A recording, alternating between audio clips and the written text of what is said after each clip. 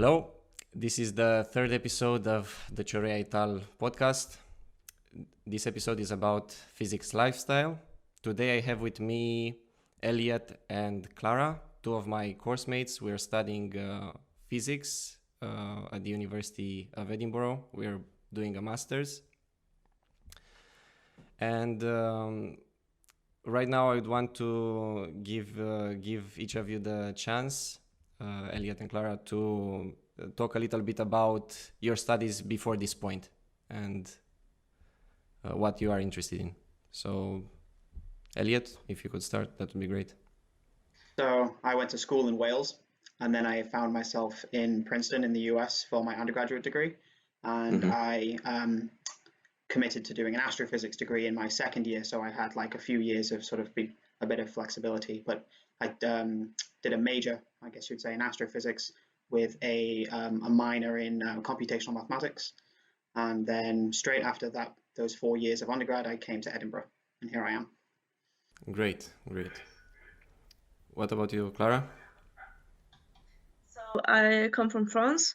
I did 2 years of preparatory classes. It's like the 2 years you do just before joining an engineering school.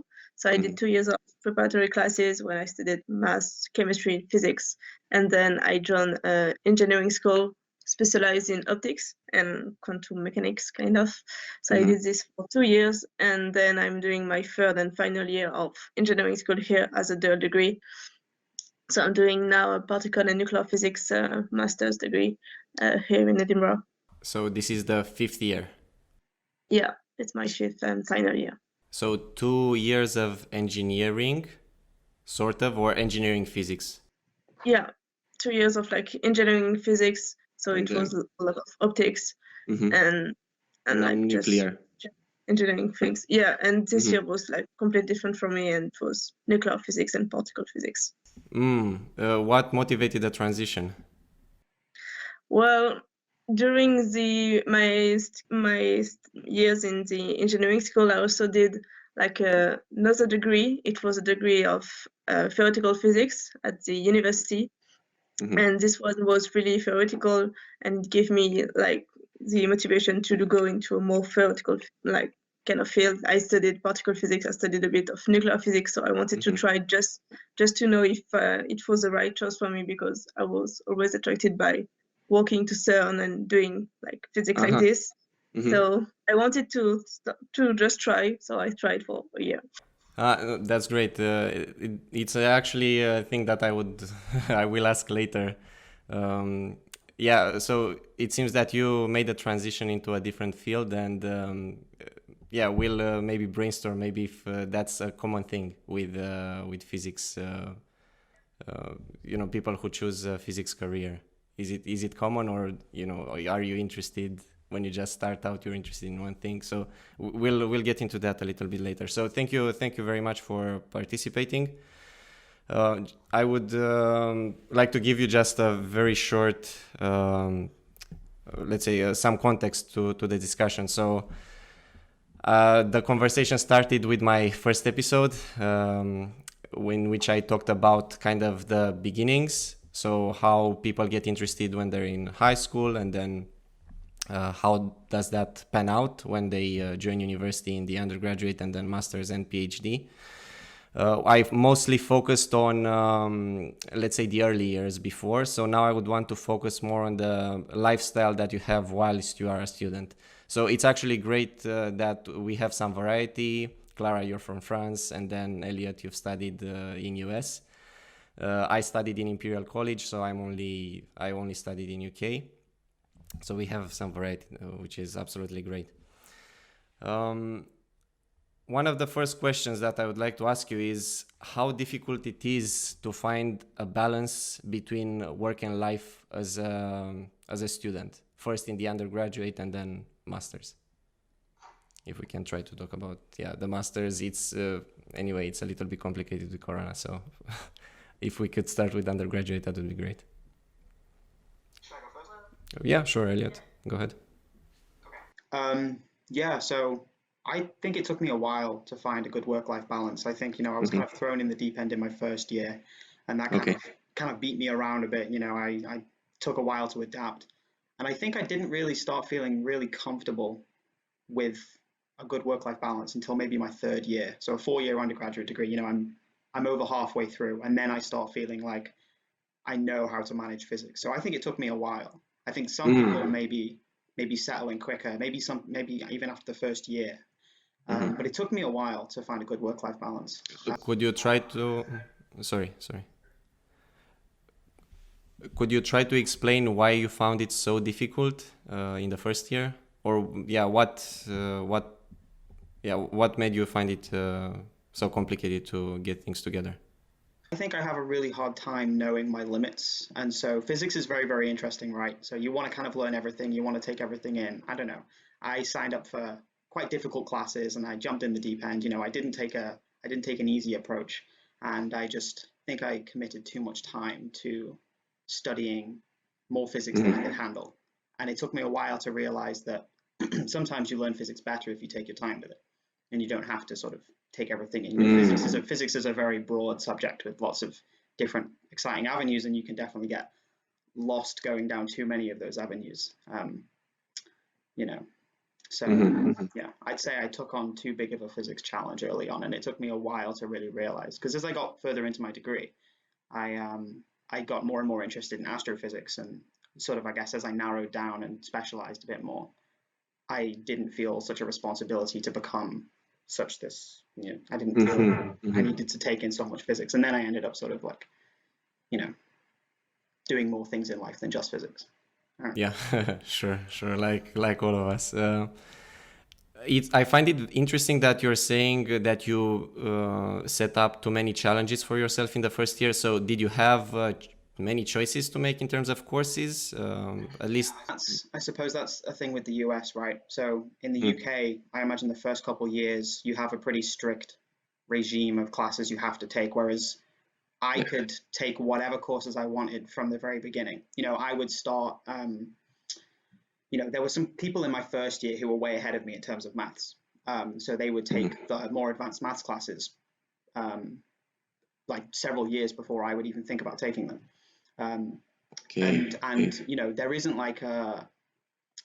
there isn't sort of a regime of classes that physics students specifically have to take. You have a lot of variety. You can take a lot of maths or you can take not much maths.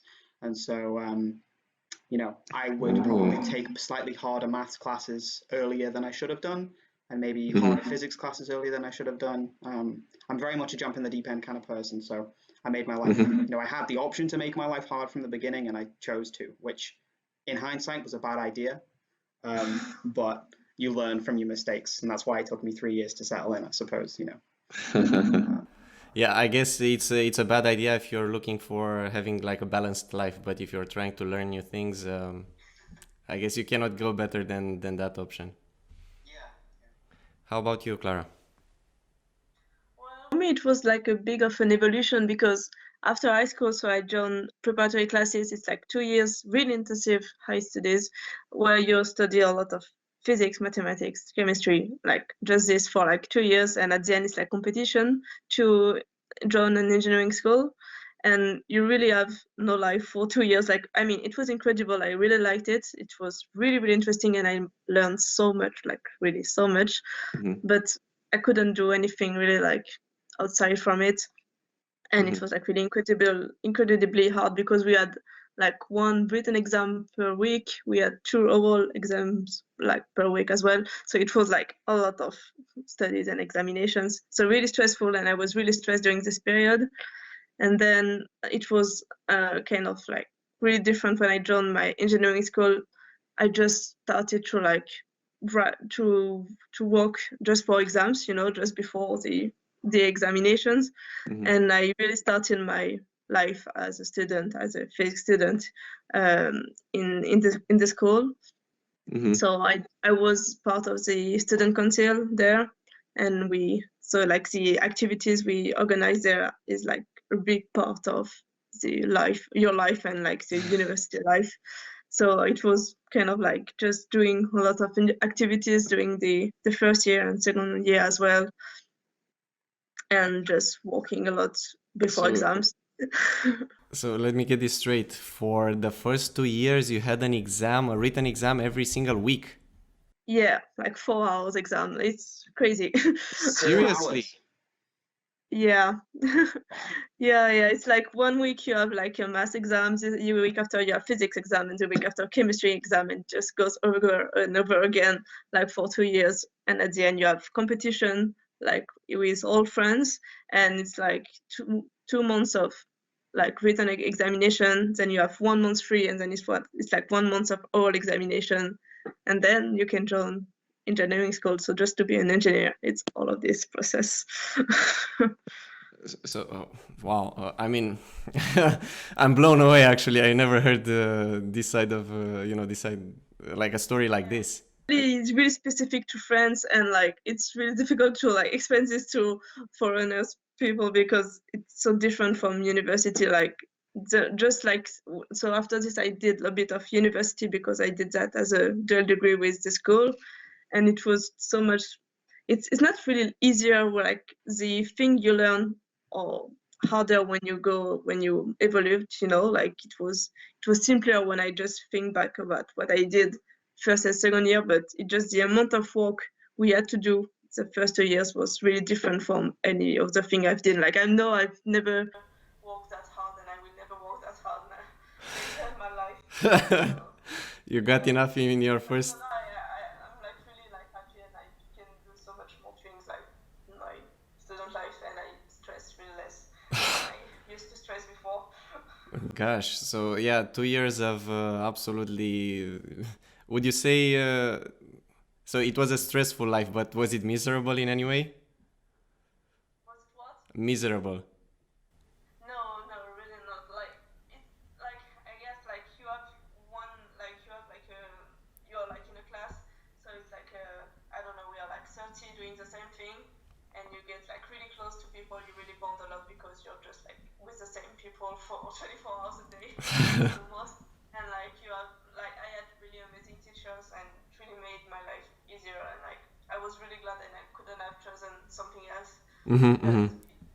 just when I just think about it, when like with a perspective, it's just like, yeah, I was just I kept working for 2 years. So I think regarding work-life balance in the first 2 years, you cannot quite allow yourself to have a balance. It's just go, go, go. But after that, in the third and fourth year, how were things? So you said that you joined the student council, and then you. Yeah, yeah, it's a So. really big part of the school back in France, and like it's kind of the same in all engineering schools in France. You like do a lot of activities through the year, and then so I was just part of the student council. I organized all the freshman activities for the year after me, Mm-hmm, and this took me a lot of time to organize everything, organize the weekend, organize activities, just mm-hmm, all the week freshman activities, and mm-hmm. we just have a lot of like, yeah, we also organize parties like each month. Can you share maybe an interesting event that you helped organize? Well, the biggest event I organized was the freshman. I don't know what it's called. How can I call it in English? But it was like integration weekend, like freshman Uh huh. activities weekend. So it Uh, was like a weekend, like in the middle of France, and we had to organize activities, and it was like, I don't know, every hour of the day I knew what was organized. It was like 48 hours of organizing everything, like activities and like mm, parties, and like uh, the next day, like the dinner, like lunch, everything. It was crazy. no, that's And really it cool. was 300 people, so Mm-hmm. it took a lot of time. It was great, and it was really like the best thing I've done, like in my engineering school. Like I love the school, I love the courses. Physics courses was great, but all the life, like just like apart from it, just the life I had there was the best thing. Mm-hmm, mm-hmm. If I'm not mistaken, we call that a retreat. If you're, Yeah, yeah, Elliot, maybe you can confirm that. yeah. I'm not sure. So So it seems as though most of the satisfaction that you got out of your degree came from just having these events with your colleagues. But if you would try to, let's say, make a comparison between how much satisfaction you get out of the work that you do in your undergraduate and the satisfaction that you get by just being around people and organizing things, where would you say, how do the two compare? Would it be enough to just, you said that the first 2 years for you, Clara, was really stressful because most of the time, I mean, all of the time you were just studying. So maybe most of the satisfaction that you got, it's only after scoring well on an exam, or maybe I'm wrong, or how did that go? Just for so the first 2 years, like the biggest reward was just like joining the engineering school I've chosen. So that was the one I am is the one I wanted most. So that was really, really satisfying.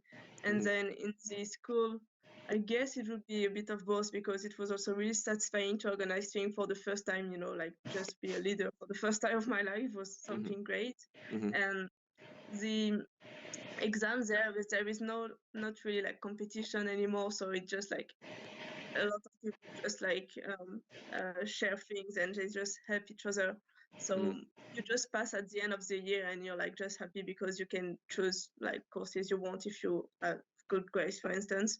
But so I would say yes, my life as a like just a student was much more satisfying than just like passing an exam. I wasn't really caring about this anymore because it was 2 years of my life when I cared too much about grades and everything. So now I just wanted to pass, and I was still committed to my exams and I worked really hard, but like not as much as I could have. Maybe I don't know.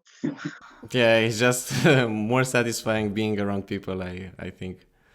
Um, yeah, and doing things together. So would you be of the same opinion, Elliot? Would it, yeah, as in comparing the satisfaction that you get out of the course to the satisfaction that you get out of doing things with other people.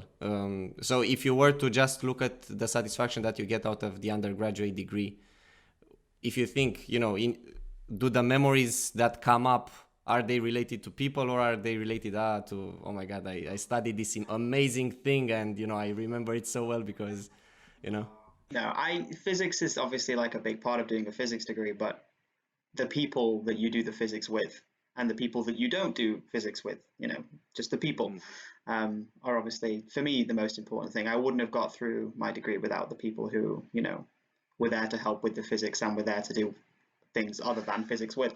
I have all my, good memories associated with actually doing physics are like sort of the laughs I had with my friends as we were like struggling to do problem sets together.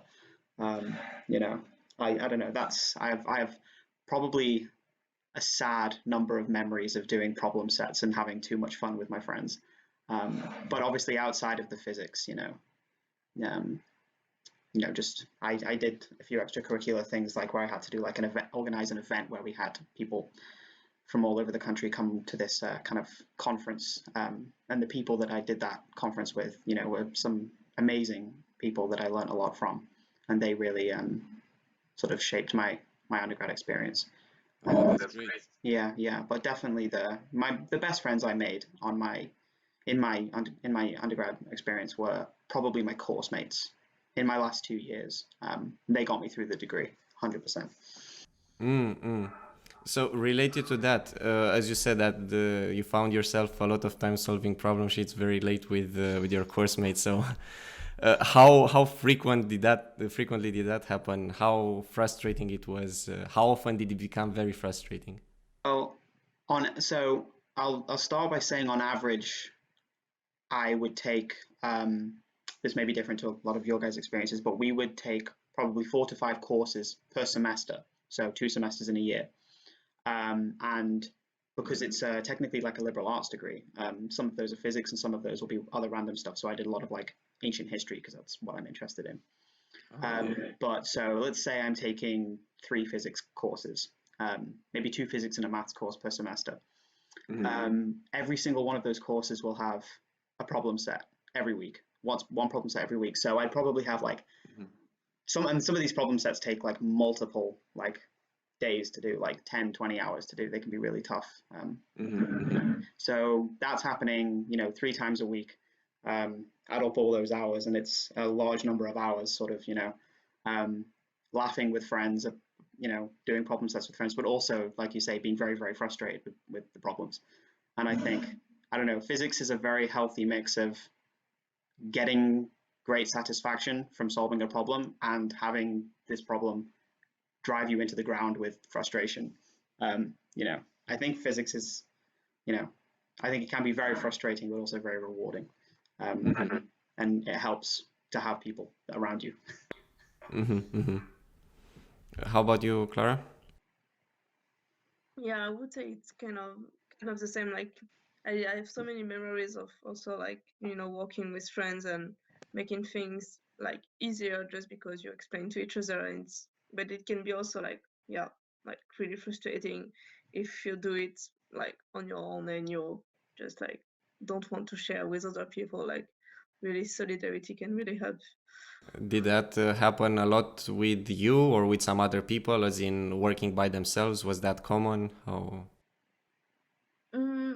Yeah, like there is always, like some people who prefer to work on themselves, who don't want to share any things when they like, they have an information, they understood something and they don't want to share. Like it always happens, like people in the front, usually.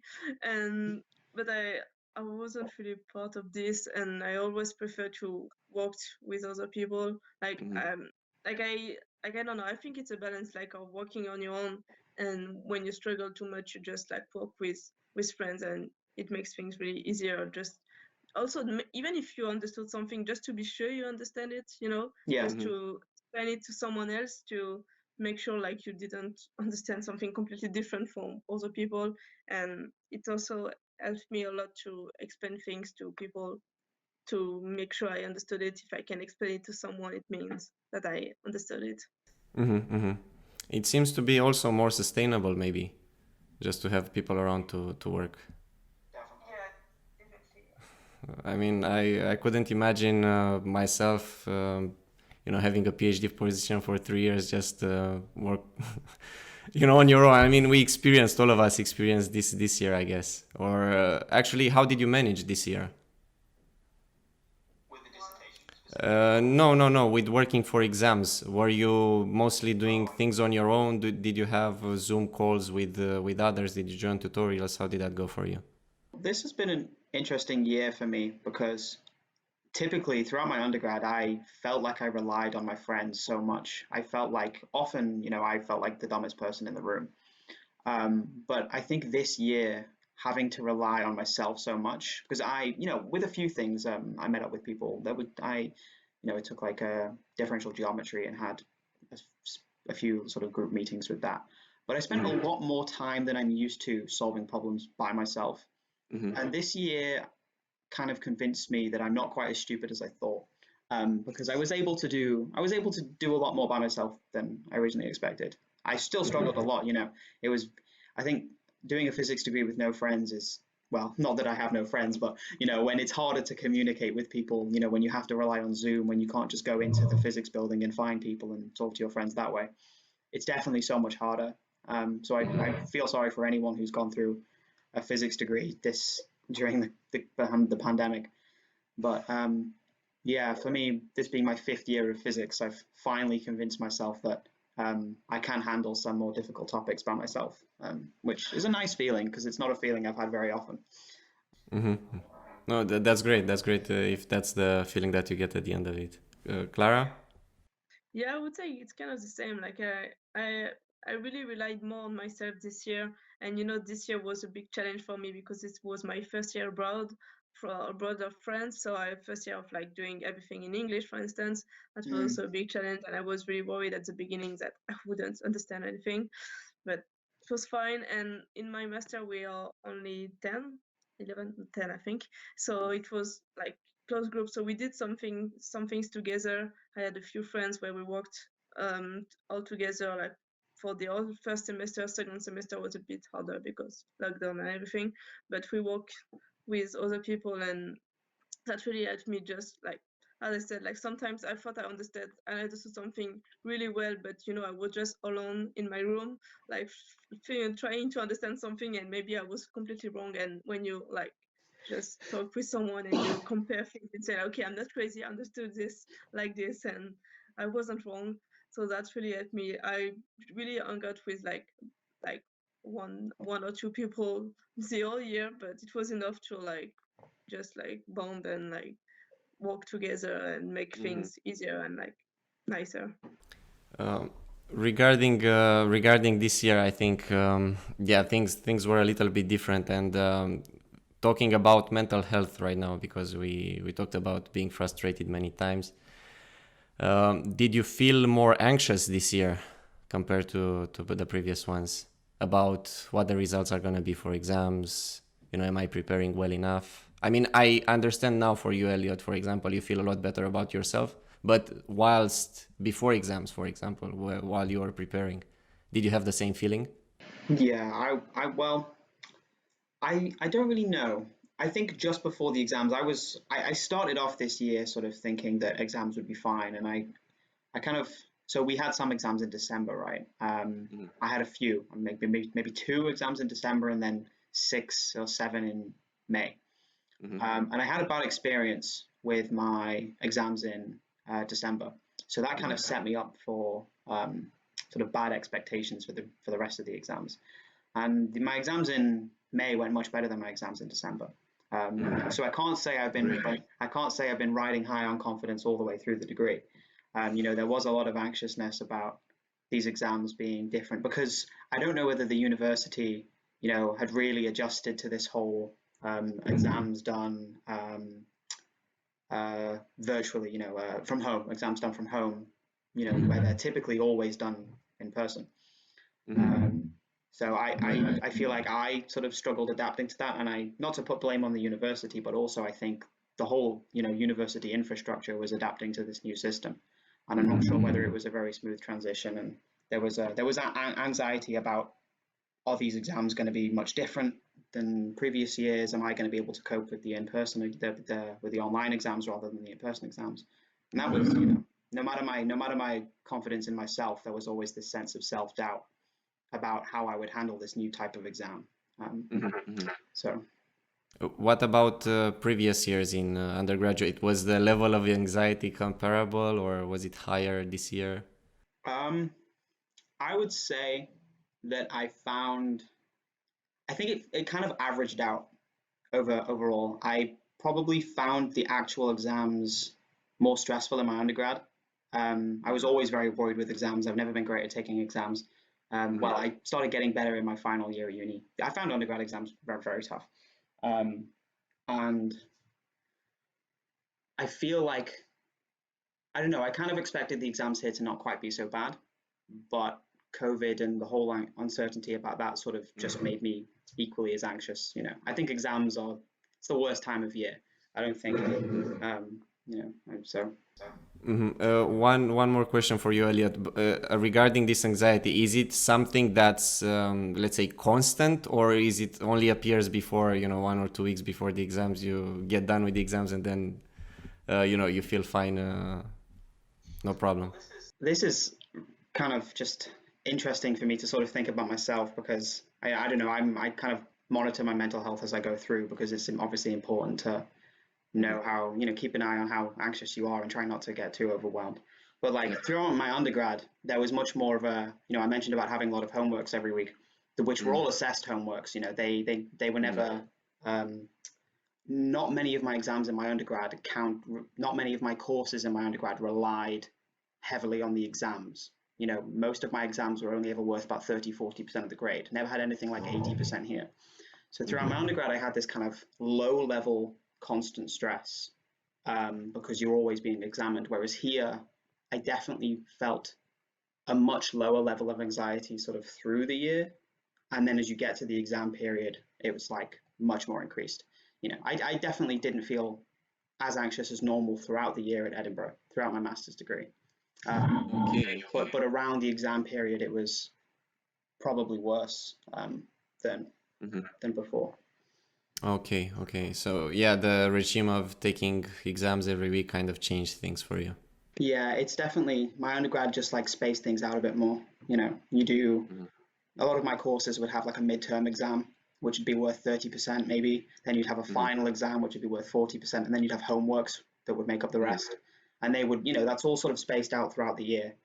I suppose that's a Sure. more typical American system, whereas the British system, you know, has these exams just at the end of the year, Mhm. Mhm. which I think is unnecessarily stressful. But that's a reality that, you know, this entire country faces. So Mhm.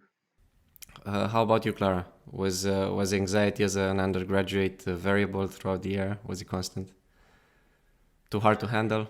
It depends. Like this year, like the December exams were really more stressful than the May exams because in December it was all new. Like I didn't know it was gonna it was gonna be, and I had some teacher who kept saying that the exam were gonna be really different from the one from previous years. So like yeah, you don't. They were saying like you don't even need to do past exams. It's not gonna be like useful or anything because it's gonna be so much harder or anything, and I was a bit upset about it because this year was so much harder than any other years. Like just Mhm. like doing everything abroad, doing everything online, and they said like yeah, because it's open book, it should be harder. And for me, it should be easier because the whole year was harder. So I was a bit upset and a bit stressed in December, Mhm. but it went fine. I had like 2 exams, and in May I had 4, I think. And I don't know, I wasn't stressed at all in May because I was so hurried to like finish it, and I was just thinking it's gonna be the last exams of my life, and I've been stressed for exams for all my life. So I said like, okay, for once, just try to be not stressed with exams, and it worked pretty well. So I was glad. I didn't want to like think too much about it, and we had so much time to revise. So I took Mhm. all my time, and yeah, like I Yeah, yeah. was a bit stressed. I don't know, like the day before, but except for this, I really managed my stress really well compared to previous years. Mm. Oh, that's good to hear. Um, would you say so? Anxiety seems to be kind of a, if not, I'm not talking about personally the level of anxiety throughout the year, but it seems to be something that's present in any degree. But would you say that physics undergraduates and engineering, would you say engineers and physicists are more anxious than other degrees, people studying other degrees? Would you be able to comment on that? Like for I don't know. Yeah, I have a lot of friends doing also sciences, and we are kind of all the same kind of stress. But I have some friends doing sociology and philosophy, and it's not the same stress. I don't know. And like for instance, I have friends in architecture, and like it's really really hard. But Mm-hmm. once you have a project and you finish it, you don't need to do it. Like in physics, it's just like you're never over revising. You don't have like just one project and that it's over. Like you always need to revise at some point. You always need to like in the back of your head, like if you're not doing anything during a weekend before, like I don't know, something, you're just gonna think like, yeah, I should have revised. It's not like you can never finish Mm-hmm. revisions, and that's, I think, Yeah, yeah, yeah, yeah. I can definitely confirm that. I think physics is kind of unique in an interesting way regarding anxiety. I mean, maybe this is true of other subjects. I can't really speak, you know, for many other Mm-hmm. subjects, but we were talking before about, you know, one of your questions before we began was about Einstein and the fact that he was 26 when he had his greatest year. And I think Right. physics is definitely full of this kind of genius culture. You know, there's a lot of famous big names in physics that everyone, you know, most physicists just know, and it creates this atmosphere of, you know, you should be striving to achieve truly remarkable things, and um, you know, it's that can get you down sometimes. You know, if you're comparing yourself to the greats, you know, you'll get stressed, and you need to remember that physics, for the most part, is a sort of small incremental science where you're working on things bit by bit and you're learning bit by bit. You don't have to be a genius by the time you're 20. But there's definitely, I feel like amongst professors as well, I had some professors who were quite nasty, and there's Mm-hmm. definitely this. Can you explain a bit how were they nasty? Hold on, my laptop is going to die. Let me just plug this in real quick. I just noticed. Yeah, sure. Um, yeah, so I remember one I had, this sort of speaks about how some professors can contribute to sort of bad mental health, I suppose. And this I guess will tie into picking supervisors appropriately. But Yeah. a friend told me a story where they went to their professor and said that they're struggling with the course that they were taking. I think it was like electromagnetism or something. And the professor said, well, when I was young, I wanted to be a tennis player, but I wasn't very good. So I stopped playing tennis. And his advice was just to stop doing physics to this student. It was like, if you can't, he said, if you can't hack the physics, if you can't deal with this physics, you shouldn't be doing physics. And I just think that's kind of, it's part of this genius culture of you either get physics or you don't.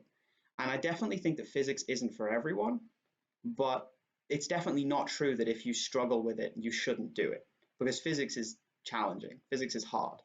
And I think sometimes there is an expectation that physics isn't hard for the right people. And I think that contributes to this like negative aura of genius culture, you know. Did the professor say that in front of the whole class, or was it on a smaller tutorial? I think they went to his office for advice. It was a one-on-one thing, so luckily it wasn't quite that bad. This same professor though, has some other stories about them that I won't talk about. But yeah, some professors, they themselves, a lot of top professors themselves are very, very intelligent people, and they just get it, you know. And sometimes it takes a while to just get physics. Yeah, yeah, and creating these sets of expectations of how the students should act and how they should understand. Yeah, it's very tough. Fortunately, as you said, it's not all of them. It's a handful.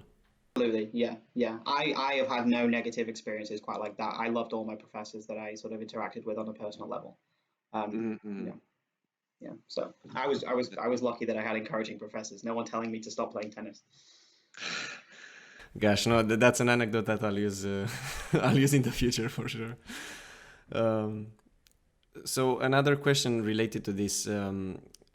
You said, Elliot, that in your first year you have thrown yourself at the deep end, just because you wanted to, go for the hardest things. If you could you give maybe let's say a list of things that you can do when you're at the deep end, uh, to get yourself out?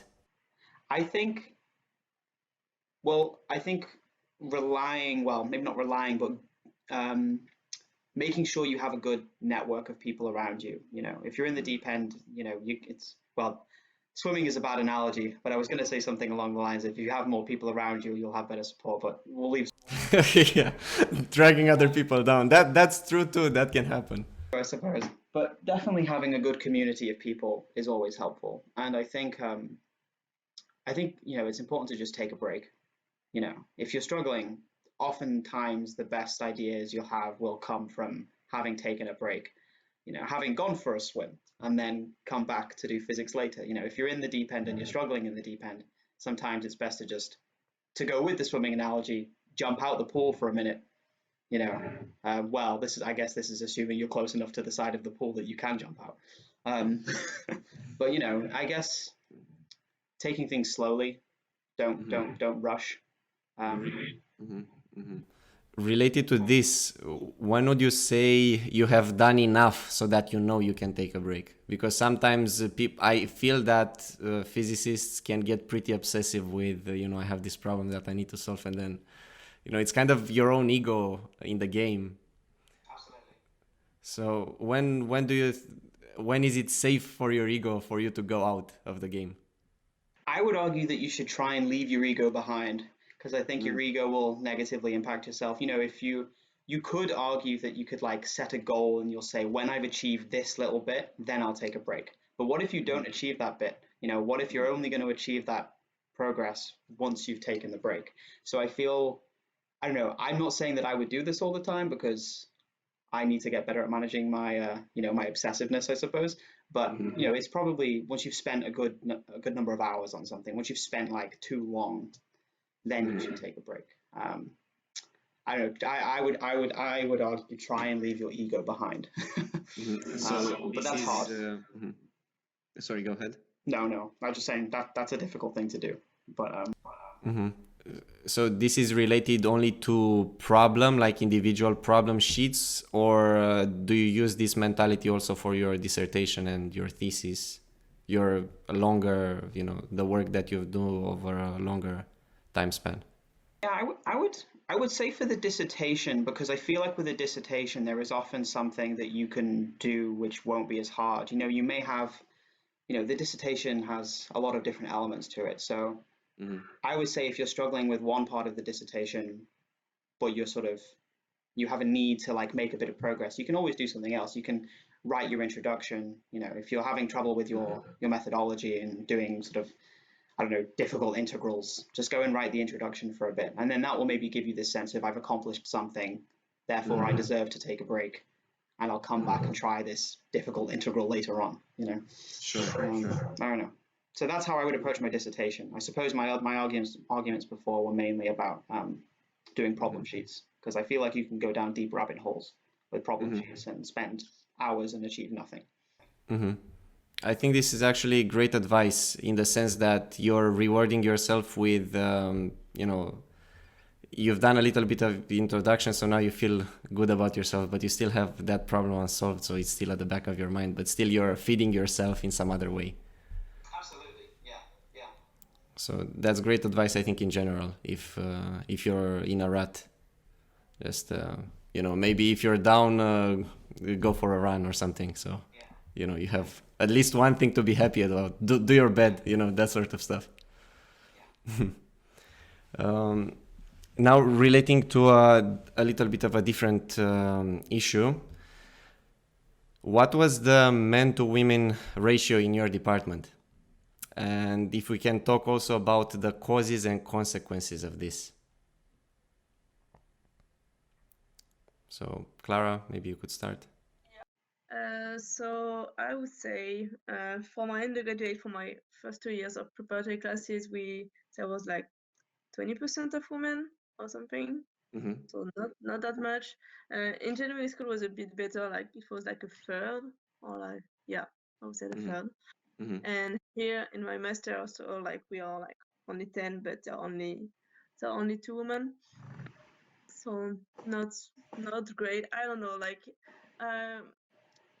at the beginning of studies, now I'm starting to like get over it, but at the beginning of my studies it was a bit hard like dealing with it, because I don't know, I've suffered a bit of machism with it. Like just for instance, like I was in a group of friends, like with like boys and girls, and the guys were just only asking questions to themselves. And like if one girl was like asking a question or wanted to be part of the discussion, sometimes it was just like a bit of like lookings like, but you're not part of it, And that was like that happened a few times, like of just like feeling a bit apart from discussions because it was a bit too physics or like a bit too mathematical. That was not for the girls, and so that was really upsetting. Now I'm just like getting over it, and I know that all of my friends are not like this, and it's being better now. But like it happened before, and it was a bit annoying. So in the first year, you felt a little bit left out of conversation that had maybe a larger number of guys. Yeah, it was always like, I don't know, we had some assessment to give in to submit, and like we were just like asking questions about like the first and second question, and like the guys were talking about the last question of the really last question of the assessment. So like they wouldn't like be bothered to like explain things to us, girls, because we are so stupid, asking a question about the first part of the assessment, something like this. Seriously? So did in the engineering in the first years, did, let's say, how would I say, the cohort, did it kind of split between the girls and the boys in a certain sense, or? Definitely for walking, there were like two teams, but like I was part of like the two teams, so it was fine for me. But like sometimes I would just trying to like shut down my brain and like not try to reply because it was like too upsetting and too exhausting to like just want to be part of the conversation. If you're not feeling included, if you're not welcome, sometimes you just give up. That's interesting to hear. Elliot, any thoughts? Well, to go back to the beginning of the question, I suppose I found interestingly that so I'm like I said before, I'm an astrophysics student, so I took a healthy mix of astrophysics and physics, and they were separate. They were separate sort of departments, and I always found I don't know if I can explain why, but I always found that astrophysics was much more of a 50-50 split, men and women. Physics, I would say, quite similarly, was say 20% women, possibly a bit more. But I think what is kind of what adds to sort of the negativity is how many male professors there are. I mean, my physics department, so the astrophysics and the physics were quite separate. And again, the astrophysics department had a reasonable number of female professors, but definitely not as many as the men. But the physics department was a very, very big department. I think maybe like 60 professors. And I think there were only 2 or 3 women in the whole of the faculty. And I just, that's got to have a negative impact on the female undergraduates, not really, there's not much representation. Yeah. And so that always just sort of kind of surprised me. Maybe it shouldn't surprise me, but I thought it was, I guess, it's a sign of the problems we have in physics. But it's not good. It's not very good. And so, yeah. Relating to this point, Clara, did you find it maybe discouraging that you didn't see so much representation through the professors that you had? I mean, maybe you're thinking to yourself, because I don't see many women professors. This is not a thing for me. Did you ever felt that or thought that? I would say it would be more the students and the professors. Like I didn't really care about professor if they were female or male, but student was harder for me, so that less representing. I think it would have been easier if it was like more 50-50 in my undergraduate experience. But my professors, but like for instance, like a year ago, I did an internship in a lab, and there were a lot of like PhD students which were girls, and like some also like interns who were girls, but the professors, they were all males, and that was really something that struck me. Like okay, you can be a student, but then you can't access the like steady positions, the job. Like there were just guys there, so that was a bit surprising. Where was this internship? Sorry, I didn't get that. It was in a lab, like a public lab. Interesting. Would you maybe try to hint of the causes of this? To give a hint? I would say it just like it's been so many years that like we just hear about like just men doing like incredible good physics, like Einstein, Newton. We only know like guys' names. We just know Marie Curie, that's all. And I think that's a really big part of it, of like people thinking that sciences are reserved to like men, and if women are doing sciences, they always have to like justify, why do you want to do this? Are you sure? Don't you want to do literature instead? Don't you want to do architecture? Like, do you really want to do like hard physics, like sciences? Like it's a bit surprising for people, and some girls just give up and just like do something more like biology and or like architecture, something less like hard sciences. But you're saying about the expectation that society places on you, maybe not. It's not the people inside of the engineering department telling you, what are you doing here? Yeah, no. It's more like the society, like just a representation of like what should be a physicist. Well, you're gonna think to a guy first, and just because all the physicists we know are men, so I would say it's more like society, like in just unconsciously you're gonna think that physics belong to like me. And it's just gonna take years, I think, to if we had a good amount of ratio of like physicists or mathematicians were like women, I think that would help a lot, but not sure it's gonna happen. Elliot, any thoughts? Yeah, I was just, when you were just speaking then, I was thinking about, if you ask someone to draw the stereotypical professor or scientist, they're going to draw the old white guy with the crazy hair, So that is society's picture of a scientist for sure. So would you? I think in recent times there has been a little bit of a drive to get more women into physics. Yeah, we had a women in physics society in undergrad, which was a good source of community for everyone in the physics department, not just for the women. It was a very inclusive club. They had everyone getting involved, and it was just it was just a nice space to have. Yeah, so I don't know. So I see positive things coming, but if you were to suggest maybe a way to improve the situation, what would you say a solution could be or could look like? I don't know. Is it enough being done today? What should happen? I think more can always be done. I don't know whether I have the answers. Yeah, maybe. Yeah. Any thought? I think it's part of the whole education. I don't know. Even my parents that were really open-minded. Like I remember so many conversations with my dad when I was back in high school. I was supposed to choose if I wanted to do like a scientific option and like literature or something else. And he wanted me to do sciences because he loved sciences, but he said like, oh, but don't do like the general one. Just do like more technology kind of like sciences courses because it was like something easier because he wasn't sure I could get it, and I always had good grades in my high school and my life basically, but he wasn't sure like it was like good for me or like I don't know. Just I think it's part of the whole education, just not to point out that it's like you should do that because like I don't know.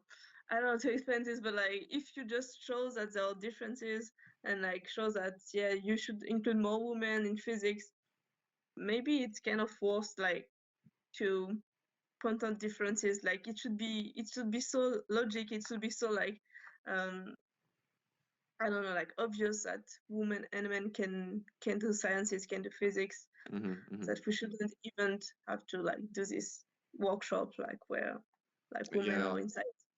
I don't know if you get it. Like I would say that generally it's very hard to, let's say, correct these sorts of discouragement to following a physics career if you're a girl. As in, yeah, things are kind of, I wouldn't say set in stone, but as you say, they're not necessarily directly discouraging you not to follow a physics career, but they're kind of pointing, maybe something else is better, or yeah, indirectly it still happens. And getting rid of those kinds of expectations is it's a long way. Going forwards, now on to work environment. I think Elliot hinted at this before. Is physics for everybody?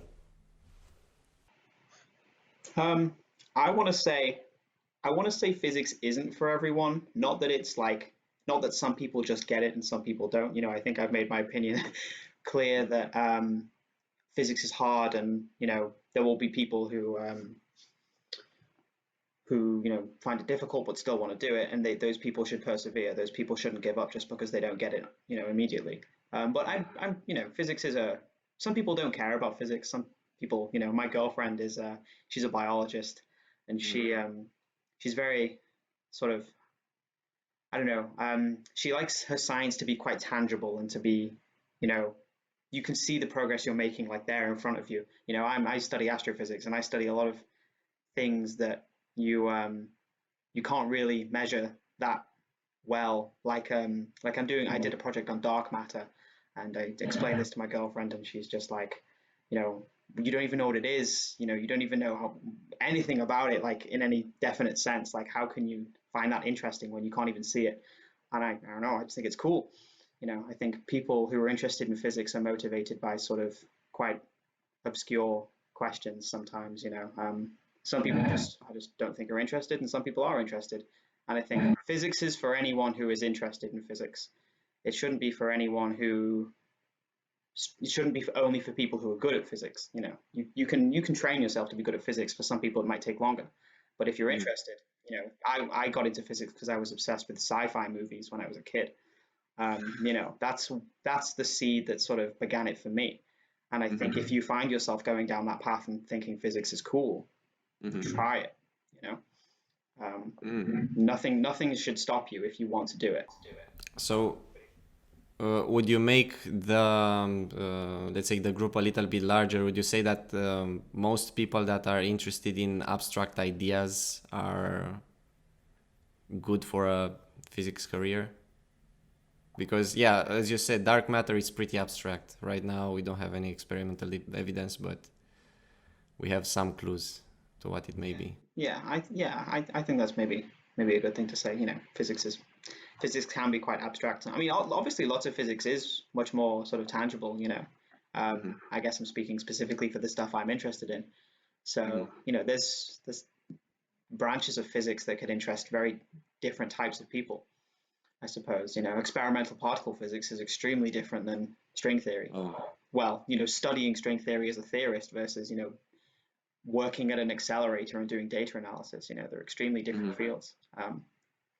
So if we go down the route of if it's not tangible enough, then you shouldn't be doing physics, I think that doesn't really apply, does it? For experimentalists, it's different. Yeah. Clara, any thoughts? Well, I would definitely say that physics could be for everybody that is interesting a bit about the field, because I don't know, I think for most of people, like back in high school or even before, like if you just hear about physics or like maths, you're gonna think like it's not for me, it's like it's too hard, and like the idea we have for physics when we are like when we are kids, it's just like, yes, it's not accessible for me. But actually, if you just explain it like with like normal words, like now like everyday words, you can really understand a lot of physics without writing any math, without writing any equations. So I think people are like first really afraid of physics because it contains math. But if you just like take the time to explain it, and if you're like a bit interested about the field, I think you can really like you can like it, and you can be good at it if you just like take the time to do it. And is it, as Elliot said, like there are so many fields in physics that if you don't like electrodynamics, you can still like quantum physics, you can still like particle physics. It's so different. So I think a lot of people could be interested in physics, could like physics, but they don't even know it. But let's say a high school student has, let's say I'm 18 right now. I've only done humanities up to now, no mathematics. I believe that I can still be accepted at some universities if I wanted to do physics, but is that advisable for me? Well, I think what's interesting about that is I think some people don't realize how creative physics is as a field. Maybe only more so when you get into doing independent research, and less so when you're just, you know, doing your exams. But no, it's actually maybe even during the exams. You know, there's often a few different ways to answer a problem that requires creativity, and so you know, I think if someone is a creative thinker, you know, they could be a good physicist. I would probably not recommend jumping into a physics degree if you haven't done maths for a while. You know, you need at least some level of maths, but you definitely don't need to be a maths genius. You know, there's lots of physics you can get involved in that uses relatively basic maths. But if obviously you want to be like a theoretical string theorist, then you're going to probably need a bit more maths than the average person. But you know, so I think that kind of answers your question about, you know, a creative person is a physicist, at least, you know, in a lot of cases. Yeah. Would you say maybe an engineering degree, Clara, is more advisable for people that didn't do maths for a while and then they decide to just transition? I think you can, as a transition, you can start with engineering, physics, and later, when you're like more comfortable with math, you can try to do like theoretical physics if it's like your dream and you're just doing literature, for Mhm. instance, for now. But I would say that everything we do in high school, like for me, because all my studies really started when after high school, I would say that you can really start from the beginning with like without any knowledge first year of uni, and if you're like really interested, even if you haven't done any math before, I think if you keep asking questions and you keep struggling and just Mhm. like sharing with people, I think you can still do it, because everything for me starts really at uni. Like, okay, high school is important. I don't say so the opposite, but for me, like, you could really start being good at physics, being good at math, just in first year of uni. Yeah, maybe with a preparatory year before a degree, maybe that would be more advisable. Without any maths, to- I just remember in my first year that I think they even taught us complex numbers, and I mean I already knew them from high school. We've said them quite a while back, but then they got really quickly into vector calculus, and if you haven't done any maths in all of the high school, I mean, It also really depends on your teacher. If your teacher really wants you to start from the beginning, they can really help you. And if they are like, yeah, you should know this, you should know this, that can be harder. going forwards, what would you say are some good reasons to stay in physics, and what are some good ones to leave? Well, I think physics is one of those, there's, the very cheesy sort of line. If you, what is it? If you shoot for the moon, you'll land amongst the stars, or something stupid like that. I don't know. Physics, if you end up not succeeding in being a physicist, having a physics degree is a well sought out degree. I went to a job fair once and was sort of walking around talking to people, and they would say things like, "So what do you study?" They'd ask about my background, and I'd say physics, and they'd be go, "Oh, great! Like half the people we employ are physicists," and you would hear that from quite a number of people. And so a reason to at least stay in physics up until the end of your undergraduate degree is that it's a very employable degree, even if you don't want to do physics afterwards. Um, but you know, so that's yeah. Related. Go ahead, sorry. No, that's yeah. Clara, any thoughts? Well, I would say, yeah, I agree with Elliot. Like, I don't know I don't know. For me, if you just don't like it, you can struggle for like 1 or 2 year, and like if you really don't like it, you just need to try something else. I mean, like there are so many fields like in your life you could like.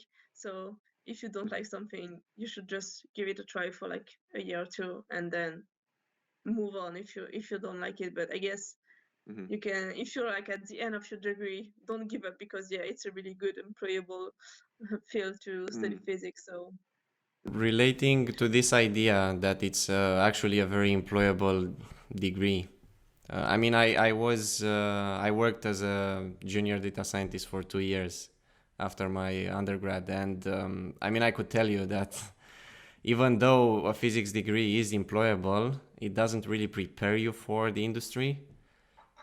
So even though people kind of seem, yeah, impressed, oh my God, you've done a physics degree, when it comes to the actual interviews and the stuff that you're gonna actually be doing, you're not really prepared for that sort of thing. So I think in the middle, it's something related maybe to your ego or to status. If you have a physics degree, you're kind of the smart guy by default. That tends to happen. If you're in a workplace and you just say that you've studied physics, people are like, "Oh, physics, wow."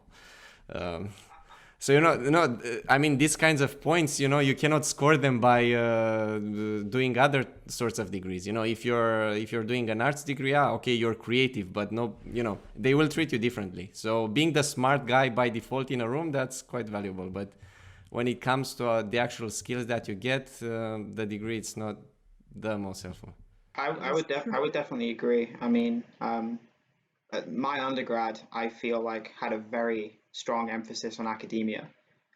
We didn't really get much preparation for a world outside of academia. Um, and I suppose that is a trap you could fall into if with some universities may sort of have that emphasis. Um, yeah, yeah. I am someone who wanted to go into academia, so like that worked for me. But you know, I can totally imagine that, you could find yourself in a workplace with everyone sort of respecting you for having a physics degree, and then you're still like sometimes, you don't really know what you're doing sometimes, people do give you you're right, there's a status about having a physics degree, which maybe isn't fair to have. So, so I pointed to a reason why it may be good to leave physics, to just get skills for the workplace that you're gonna have in the future. There is an actual study of people, and this links to the next question that I'm going to ask. Maybe let's just, can we try to list a few more reasons why it would be good to leave? So one of them is the lack of skills that you have for the outside world, I would say, for a physics degree. Would you be able to hint to other ones? I would I would just say that you shouldn't leave physics if you're finding it hard, because it's hard, but you should leave physics if you just you're just not enjoying it. If if you don't enjoy you know learning about it, then absolutely not leave. And I think a good way of this is maybe hard for a lot of people, but a good way of knowing if you really enjoy physics is by trying to do a research project. If you could spend a summer doing research, because for me, I struggled a lot during my undergraduate degree, but when I did a research project and I did really well at it, I sort of convinced myself that, the side of physics, which is what most physicists spend their day doing, like research, like original thinking. I was like, this is awesome. This is what I want to do. So even if I was struggling with my courses, I could tell myself, look, I know that I'm a good researcher, and I know that that's what I want to do, and that carried me forward. So I think if you can spend a bit of time, if you can grab an opportunity to do some original research, doesn't even like, maybe original is even too strong of a word, just a bit of outside the classroom thinking, behaving a bit more like a real life physicist. If you enjoy that, you can keep going. But if you don't enjoy research, then you should absolutely leave physics, because at the end of the day, that's what being a physicist ultimately is, right? Is doing original research. So that would be a good reason to leave, not enjoying research. Because if you're good at exams but you hate research, you shouldn't be a physicist. Keeping the topic here, Clara, would you have any thoughts? Yeah, I would agree with it, and I would say if you're not curious anymore about anything like in physics, if you don't want to learn more about it, you should just stop it. Like if you don't find that it's any like fun, or just it doesn't like raise any curiosity out of you, I would say you can leave it. So related to this, going on a little bit of a tangent. So you said that if you're doing research and you're a little bit good at it, actually this links into the next question that I was going to ask, if a PhD is an inspired career move. And before that, can we try to answer a question related to, so this year, it's been a pandemic. We've been mostly isolated. So I think the environment that we had to write our dissertations was different from usual. As in, I feel more isolated for sure, just working on my dissertation. And sometimes my motivation is not really quite high up. I'm like everybody else, I guess. I'm very motivated if I have people that I can talk to. Whenever I have a small issue, just getting some insight and talking about the same topic. But now, in isolation, it's a little bit different. So would you say, if you haven't done well in your dissertation now, or maybe you see your interest decaying a little bit, not being as strong as before, would that be as strong as an indicative that you should leave physics, or maybe you should have second thoughts about that? Well, I guess there's two things I want to say about that. Is that, well, first of all, the pandemic absolutely has been a crazy year, and if you've had bad experiences during this year, that's not going to be representative of what could happen in other years. And so always, if you're unhappy this year, it could be because of this sort of unique environment that we're in. And so I would hope that this year wouldn't put anyone off physics. I imagine it might do, because there's probably going to be a lot of people who are having bad experiences, whether that's struggling with exams, whether that's their dissertation supervisor not being so available or something like that. That's a real shame. And I feel like if you really like physics, but you've had, sort of your heart beaten out by this year, maybe try and say, maybe next year will be better. I think this is a unique year, and you should try not to make that an issue. I'm trying to think I had another thing to say. Oh, another thing was research, like what I said before, where there have been different types of physics. Research is also extremely varied, right? So if you find yourself not enjoying a specific branch of physics, doing a specific type of research, you may do something else. So there's a lot to explore. You may think that you like research, you may tell yourself you like it, try it and go, I don't like that. If you're lucky enough to have a second chance at trying to do something a bit different, maybe try and explore more options. That's hard. Sure. Not many people have that opportunity to sort of try out lots of research. I imagine most people who stay on to do PhDs probably are quite lucky that they've had an interesting experience. Probably lots of great physicists who had one bad experience and decided, nah. So yeah, I don't know. Yes. Related to this, how many chances do we have to try out the different things in terms of research? Was it in US? Was it very easy to get an internship, do a small project? Well, I would say for most people, those opportunities are going to come in your final year project.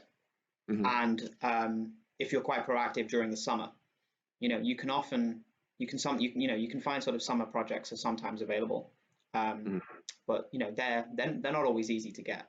I was very fortunate because my undergraduate degree had a big emphasis on research projects, so I was extremely fortunate to try a lot of different stuff out. But I would say for people who want to get as much exposure to research as possible, dissertation project and see if there's anything available during the summer, which is hard though, because research often doesn't pay very well, and some people might be more tempted to do like an investment banking internship, which will pay you way much more. That's the problem with physicists being so in demand. You'll be drawn to these higher paying fields, and maybe you don't want to spend your summer doing research for a minimum wage. But yeah, that's how you would try and take those opportunities, I suppose. But I was very lucky with having so much. Clara, any thoughts?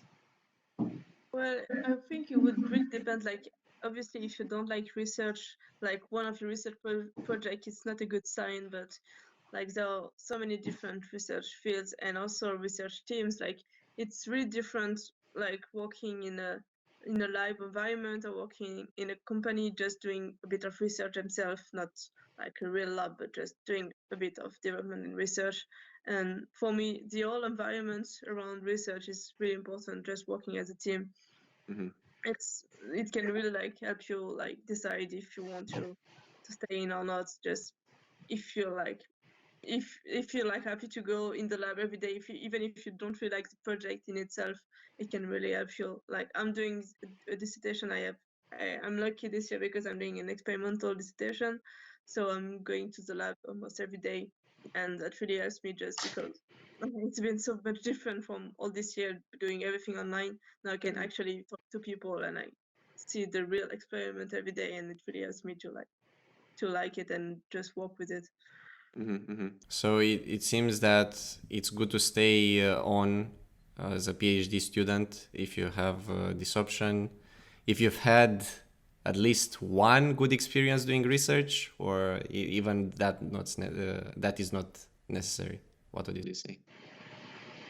Yeah, it's always good, like not start a PhD without any experience of research project. No, I mean a good experience because the degree kind of makes you have this undergrad. Maybe you have an undergraduate thesis and then you have a dissertation at the master's. But if you haven't enjoyed either, would it be because you're just unlucky? Okay, this research field wasn't for me, or I think you can just like have a feeling about it, and if you just talk with a lot of your friends and you think that what they're doing really cool and like look like really cool and nice for you, I guess it can still work out for you. And if you think that all of your friends are doing things that you would dislike completely, I guess it's not a good sign. relating to if a PhD is an inspired career move, I actually sent a link in the chat. So if you can open that up, just having a quick look at it. Oh, I bet no. I see the link and I know I'm gonna find this depressing. Oh, I don't think it's letting me open it. Hold on. No, you do not. I'm just gonna copy it into my browser. It's being a bit strange. Okay. So if we can have a quick look at this and comment on it. Clara, could you open it? Yeah, I'm starting to open it, but it takes a while. Okay. So it's saying that 0.49% of PhD graduates in STEM fields end up as professors. Yeah, exactly. Yeah. Wow. I mean, I don't know whether that surprises me, but it doesn't make me happy. So this is a report made by the Royal Society, and it talks about STEM fields. So how likely it is for a PhD student to actually end up as a professor? It's only 0.45% of all of the PhD students. So I mean, the expectation that if I'm doing a PhD now, I'm gonna end up as a professor. I mean, the chances are slim. Yeah. Yeah, but I would say PhD is still a good experience. Like every people I've spoken so far about it just said like even if you don't want to do research after it, even if you can't see yourself struggling to be a professor after a PhD, you should still do a PhD if you enjoy research, if you have enjoyed research project, because I guess it's like the only time in your life when you can do 3 years of only just sciences, only like one project, like really like from bottom to the top of like something, like trying working deeply on something and not doing, I don't know, like having deadlines to like just earn some money for some company or something, like just doing pure research, pure sciences. It's like the only opportunity in your life, and after it you can maybe like struggle for a few years. So it's maybe a PhD for. I mean, it seems to me here that a PhD is, fueling the ego only. Because if you're committed to an academia position in academia, I mean, you have to be the best of the best. All of the research experience that you have, all of the papers that you publish, all of them have to be good. You have to keep a very high standard all the time just to have a chance. Well, yeah, I guess you need to, if you want to go into academia, you need to be sort of fueled by the interest in the science and not fueled by a need to have a nice title, I suppose. You've got to accept the fact that you may be a small part of the puzzle and not necessarily achieve the greatest, discoveries, which is hard. I think most people get into physics because they read about very cool things that happened a long time ago by a handful of people. And so to be told you're not going to be Einstein is a bit sad. Happens to everybody at one point or another. But that's also part of the excitement, though. Feeling like you even making a small contribution to this field is, I feel like that should be enough. Knowing that you're at least putting a bit of effort in, moving the field forward even a little bit. Maybe you won't be a professor. Oh well. Yeah. I think it's good to know like a really small part of something, like even if like it's a really really small part of something really big, but you know it so well, you know it better than anyone else in the world. Like for once in your life, you're like the best in like really in a field. So it's really cool to say like, yeah, you can talk about it for like hours because you know everything about this subject, even if you're the only one to understand it. I think it's really cool. Yeah. But does that happen really? I mean, yeah, when you're picking a PhD topic, you're choosing your own question to answer. Would you say, I mean, all of the PhD students are experts at the end? I mean, still postdocs will be more experienced. You're just the expert in just a few questions. You can count them on the... Expert in your own subject, which is really really small for sure compared to everything you can learn in your life, but it's still something. Like when you look at only like the titles of papers of like PhD thesis, you can see like it's so specific, and this guy who wrote that know everything about it.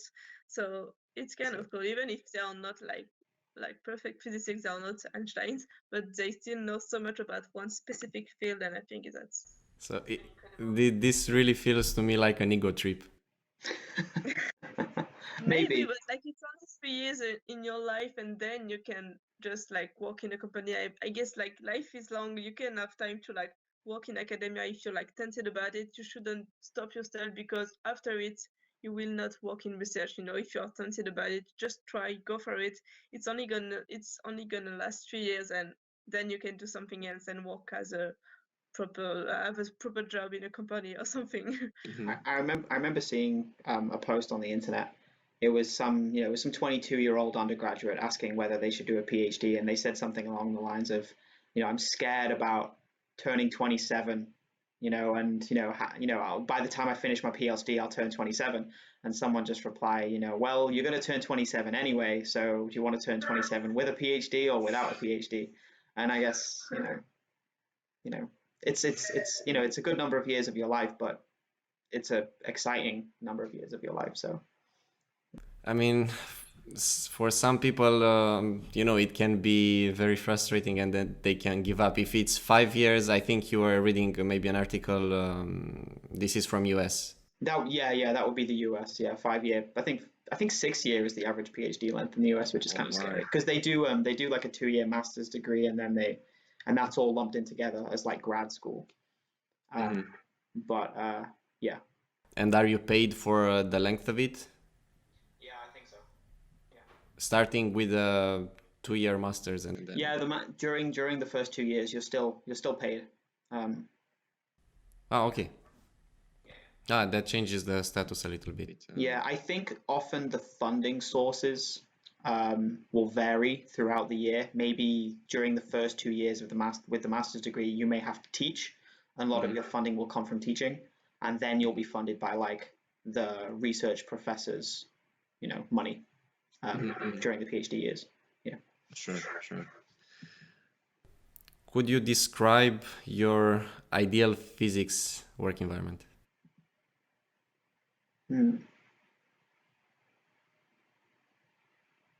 Well, for me, it would be definitely working in a lab, just working as a team every day and not alone in your lab doing crazy stuff. Just being a small team, I guess like 5 or 6 people, and not having any deadline at the end of the week, just like doing, I guess I'm really describing like research, but yeah, being able to like, if you want to try something, just go with it without thinking like, yeah, but you have to like submit this by the end of the month, you have to like make this amount of money by the end of the week. So no, just be able to like try with your ideas and like go with it, even if you don't know what's gonna happen next. Just try with everything. I think this is maybe sounds a little bit like I've been applying to PhDs in Italy, and from what I've been hearing is that you don't necessarily have to submit a paper by the end of your PhD as long as you do your thesis. So in the end, it sounds something like that. You don't have the pressure. You have, of course, the responsibility of turning up a thesis at the end of the PhD, but you're not so constrained as, for example, in UK, where you're kind of expected to publish? Yeah, I think you are mostly expected to publish in the UK, I think. I don't know if people do many. I think you maybe have like a handful of publications by the end of a PhD. Sometimes I imagine there might be people who don't have any. But I think there is an expectation to have, you know, something other than just the thesis.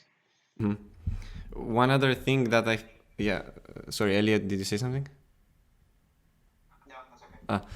One other thing that I found interesting that Clara said is she said that a small group would be perfect for her, 4 or 5 people. So would that be just 4 or 5 people that you're close with in your lab and then that's it? Or would you prefer to have, connections inside of the department? As in, it's like a small subgroup of a larger department that's collaborating. I'd say that's a small subgroup of a larger group, and you can't be for anyway in the lab, but just working in your everyday life with with someone, at least 2 or 3 people, just to just to not be alone in your room every day. Because for instance, I want to do experimental physics, and I don't want to be alone in my room working every day, and I think it's so much fun. It's so much more fun if you work with people for experimental physics. So I would say a small group would be nice. 4 to 5. That's interesting. Elliot, same feeling? I feel like a lot of fields of physics can be quite lonely. There's definitely a lot of areas where you're just one person working on your one thing, and you may speak to your supervisor, every now and then. And that definitely scares me. I don't want to be in an environment where I'm the only person working on my project. So I guess I want to work in astrophysics. And I kind of feel like astrophysics is a little bit more collaborative than standard theoretical physics. I think a small team would be really nice. I don't think I will be with a small team. I kind of don't anticipate being in a group of even 5 people, because the type of research I'm interested in isn't really lab based at all. It's more like numerical and a bit of analytical stuff. So maybe I'll end up spending most of my time alone, but I think the ideal situation for me would be a small group. I think a small group would be really nice. Maybe you'll have people who who are experts in sort of fields that are related to yours, and you'll have to go to them to ask them questions and things like that. So, related to this, we've been talking about our experiences doing research and having some summer projects and so on. I believe there you experienced how it is to actually work in a group and not just work towards exams and solving problem sheets. So how were your experiences so far in summer projects and internships, academic based, of course? I've enjoyed all of mine. Collaboration wise, the relationship with the supervisor, if you could explain. The supervisor, I think, has always been key to any project that I've done. I think that's the most important thing, is having a good supervisor, because a bad supervisor can ruin a project, just as a bad teacher can ruin a high school physics course. The supervisor, I think, is very important. You have a good supervisor, whether that's someone who's really hands-on or hands-off. You've got to find something that you like. And I've been lucky that any research project that I've done, I've found interesting. I found the science interesting, and that obviously helps. But I think having a good supervisor made my life better.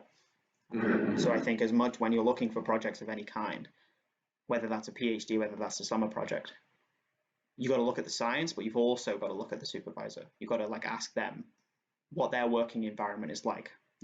Is it just going to be me and you? Is it going to be me, you, and a postdoc? Is it going to be a handful of other students? What's that environment going to be like? That's what you've got to know before you get involved in anything, right?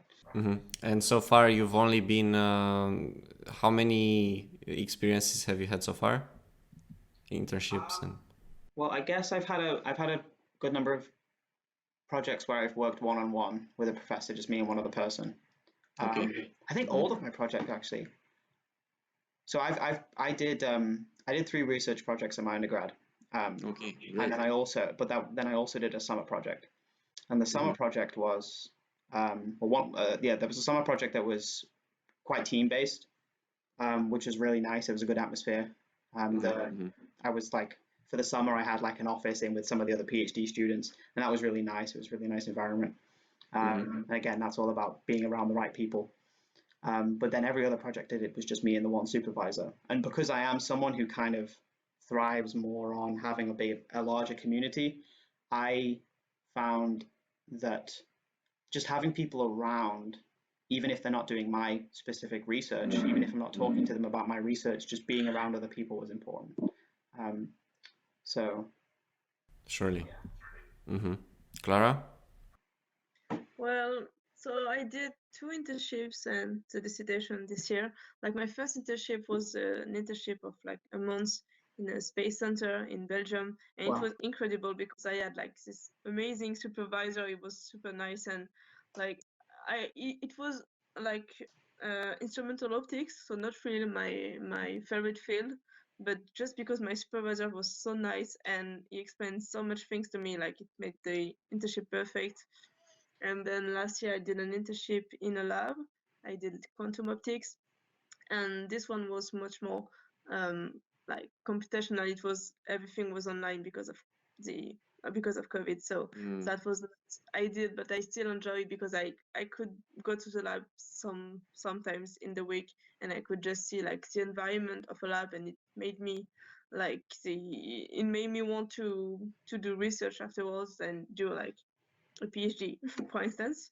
And this year, my dissertation is kind of good, as I told you, because it's an experimental project. So it's actually the first one I'm doing for summer. So it's kind of good to see, like, actually going to the lab every day. How do you feel about it, and how is it? It's a bit exhausting, but it's really cool, and you really like never get bored about it because like you have like an actual experiment. You have to do things, and it's not like you're behind your computer every day, and it's challenging. I like it. Yeah, great stuff. So it seems, yeah, the small group kind of wins. Yeah. And it's always the best experiences you have with a few other people. I I guess, yeah. For myself, yeah, I could say the same. I have done an internship in my second year of undergraduate, and then just my bachelor thesis, and now. And comparing my experience now to previously, I mean, right now I've been working in isolation just on a theoretical physics topic. And also, even though my supervisor has been absolutely awesome and helpful and, you know, always giving me insights, it's still not enough. I mean, you kind of need somebody every day, or not, maybe not every day, but more often. You need a regular contact for sure. Yeah. Yeah. I know some people have not spoken to their supervisors very much. I've spoken to my supervisor once a week or more, which has been enough for me. He's always been very available for emails. He's always replied to his emails very quickly, and so that's been nice. Going still along this topic, how much would you say that the physics that you're actually putting out is dependent on other people? As in, could you see yourself ever, you know, doing as much without the input from other people, or would you say that 50% of everything that you do is coming from others? Yeah, I would say maybe, I don't know. I don't know if it's like 50-50, but it would just be boring if it was like doing physics on your own. Like physics is the kind of things that you like.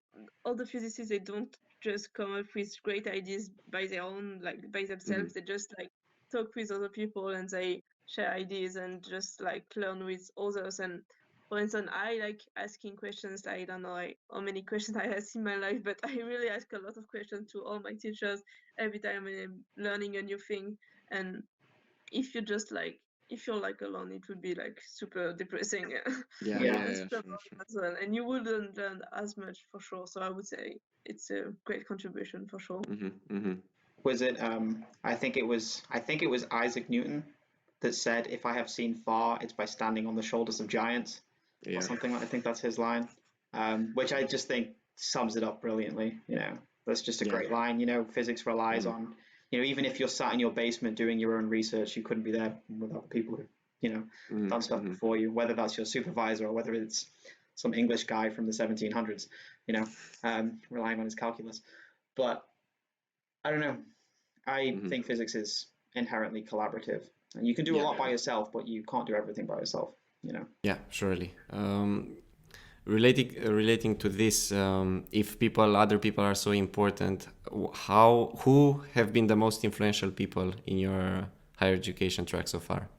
Personal tutors. I believe it's a little bit different in US with tutors.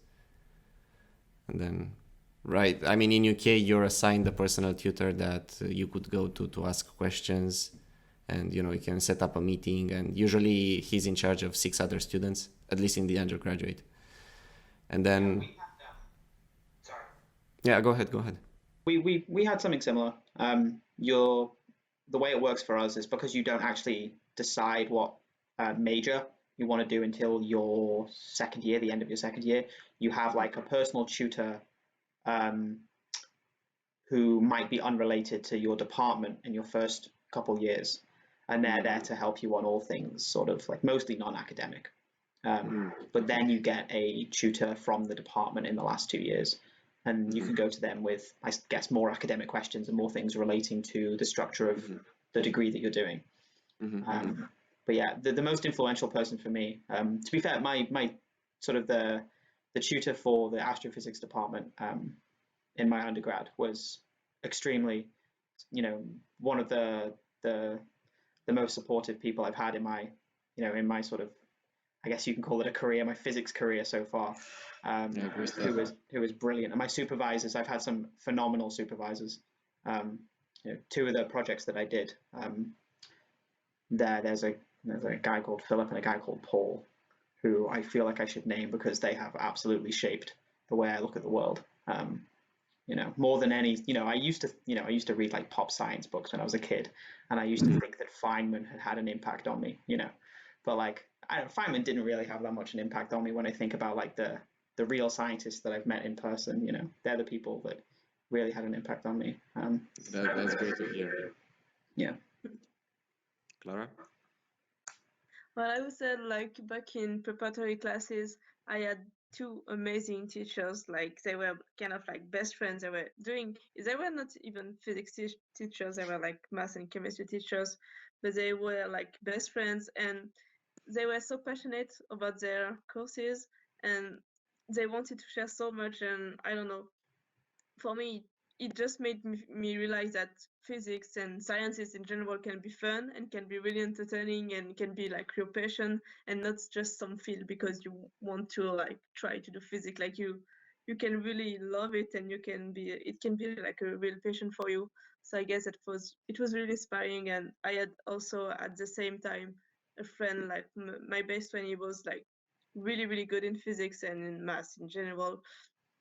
He was a great student, and he had a way of thinking really different from other students. I would say like as soon as he wasn't understanding something, he was like looking at some video on YouTube to like have a larger picture of the thing. And he explained me so much things that he would love to explain, and that was really someone I was impressed. So yeah, it was a big source of inspiration, that knowing that people can be really passionate about something and can explain things so much nicer. And yeah, that was a big source of inspiration, I would say. I'll be angry with myself if I don't just mention my high school physics teacher, who was absolutely an enormous sort of drive for me to go into physics. So high school physics teachers can have a big impact on you.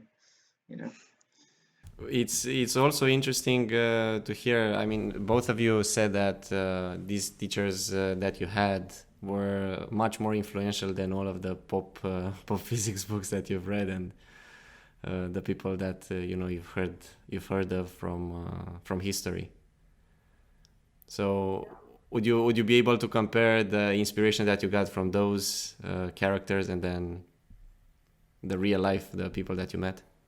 I mean, was it maybe the history characters were more the initial drive, and then the people, the professors that you had were the confirmation? Is that fair enough? I would say so. So I definitely think that if you read any history of physics and you learn about those that's what got me into physics, is sort of these famous people and the big names, Feynman, whatever. That really gets you into it, and that drew me in because there's all these exciting people in the field, and you read about cool stories and cool ideas and all that. But meeting normal people who do physics on a day-to-day basis, and you realize that you don't have to be a Feynman or an Einstein, you don't have to be a genius to do physics. There are normal people who just have good ideas and think in the right way. They don't that's what kept me in physics, meeting people who I could relate to, who definitely knew a lot more than I did, but that I felt like I could connect to, and have a conversation with. That's what keeps me in physics. Definitely. Clara? Yeah, I would say definitely the same. Like, reading physics can be really fun and can be really like entertaining. That's what got me into physics in the first place as well, just like reading some physics books. But afterwards, when you meet some people who can really like love what they're doing, but also have a normal life, except for apart from it, and you just realize that like for a long-term perspective, the I guess that meeting people is obviously more important than just reading some books. Like, long-term choices, it's like, yeah, you can actually have a great life doing physics or doing sciences like this. Yeah. And now we're approaching the ending. I would have a question for both of you. So what keeps you going when things are going tough? I'll have to think about that for a sec. Sure. Well, I would say just sometimes some things can be really tough, but if you have good friends, you can just like talk with them, and all of my best friends are doing physics as well, so it's easier, I guess, for me. It's because we all have the kind of same of issues, and you just need to like take a break and just start by something like for instance, my mom used to say always, like, if you don't know how to do something, just start with the easiest thing possible, the thing and then you'll do the hardest thing. So like just take some perspective and say, like, you're only a student. You're like people that look really great with physics, they are doing physics maybe for like 50 years, so it's different from you, like you're just a student. So for sure it's difficult, but just start by something easy, and then one day you'll approach something harder, and just don't give up, because it's not worth it. Like, everyone's struggling in their life, it's not just you. Sure. So it seems at the end of the day, it's still the people that lift you up. It's not the inspiration that you get from those pop physics books. It's yeah, you cannot be so hard on yourself. If I have to be the next Feynman, then I need to solve this, and that kind of doesn't do the job for sure.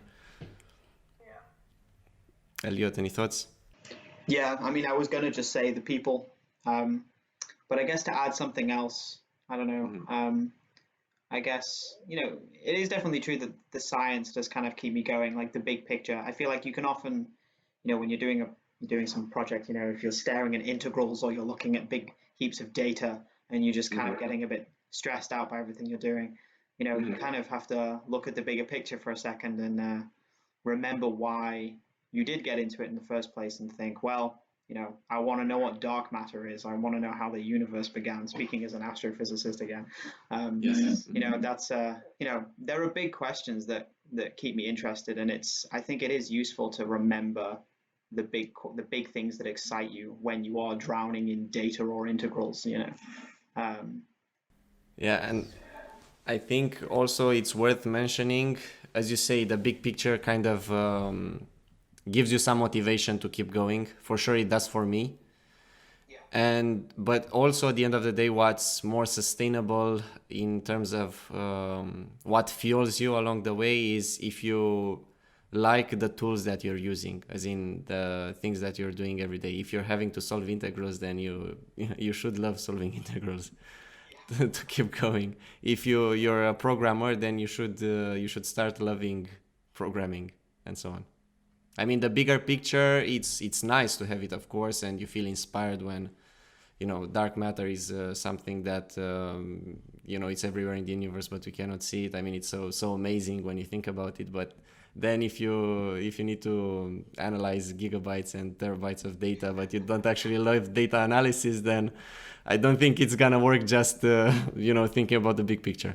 Absolutely, yeah, and that's why I can't not answer that question with the people. I think as well as making sure you're using the right tools to sort of get you through, and you're enjoying using the tools. The people around you are gonna drag you through that as well. Hopefully not drag you. Hopefully just help. Yeah, yeah. You don't want to be dragging people down for sure. And another question: where do you see yourselves in 10 years' time? Wow.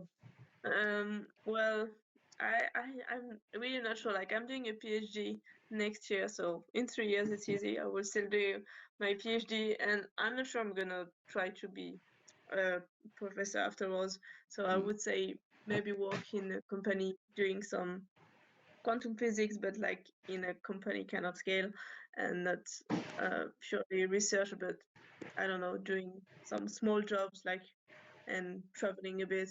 That would be nice. So research and development, more likely. Yeah. I don't see myself struggling doing like a postdoc for like a year, 2 years, 3 years, 4 years without getting any position. I would think that'd be really depressing for me. So just like trying in research and development then. Elliot? Yeah, I'm also starting my PhD in October, and yeah, thanks. And I guess I hope that I stay in academia. I do, I'm very accepting of the fact that, as the chart that you showed us before, the career path is not, not smooth sailing, and you may not get where you want in the end. But at the moment, I'm set on at least trying to go through academia. So I guess in 10 years, I guess that puts me hopefully towards the end of a postdoc or something. That's where I'm hoping to end up. Okay, great. Good luck. Good luck to both of you. Thanks. And to you. Thank you. Yeah. Where do you see yourself in 10 years? Where do I see myself? Oh my God, that's hard to answer. Right now I don't know. For you, I mean, both of you have secured the PhD positions. I still haven't. I'm waiting for two universities to still answer. So in maybe 3 weeks' time, I'll know more. But if that doesn't turn out, I already secured a second year of masters in another university. So I still want to keep going a little bit more. I still haven't given it my all. This year has been a little bit difficult for me. So, as you said, if this year it's an outlier, you shouldn't really trust it. So I'm kind of going along that line of thinking. Yeah. So I will add onto our conversation of sort of determination and keeping going. I was rejected from, I want to say, 15 PhDs last year, and so 15.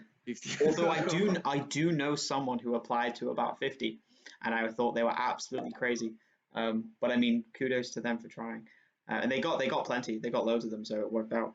But I tried very hard and didn't get many PhDs the first time round. So sometimes physics is, sometimes the career path you're trying doesn't go your way, and maybe if you try again, you'll get lucky.